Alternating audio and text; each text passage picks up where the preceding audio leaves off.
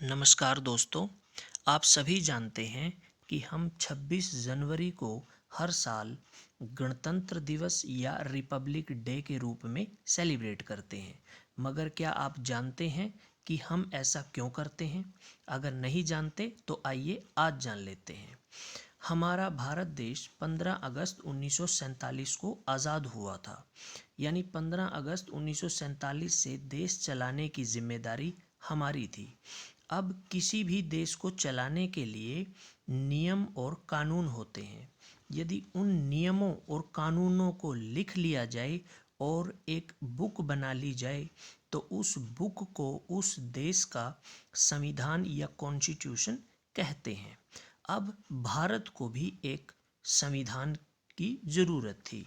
भारत को आज़ादी 15 अगस्त 1947 को मिली।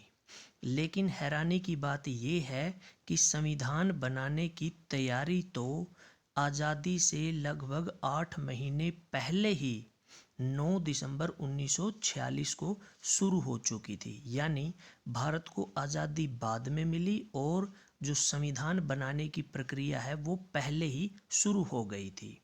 जिन लोगों ने संविधान को लिखा उन लोगों के समूह को संविधान सभा कहा गया।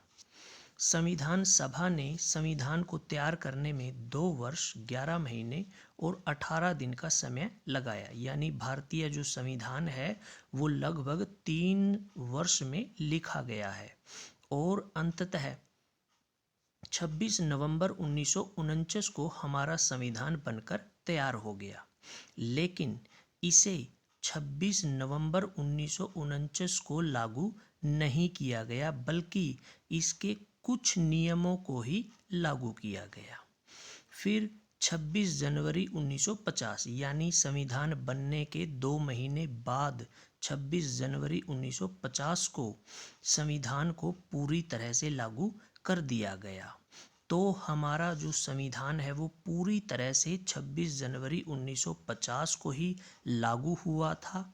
तो इसीलिए हम हर वर्ष 26 जनवरी को गणतंत्र दिवस यानी रिपब्लिक डे के रूप में सेलिब्रेट करते हैं। इस वीडियो को देखने के लिए आपका बहुत बहुत धन्यवाद।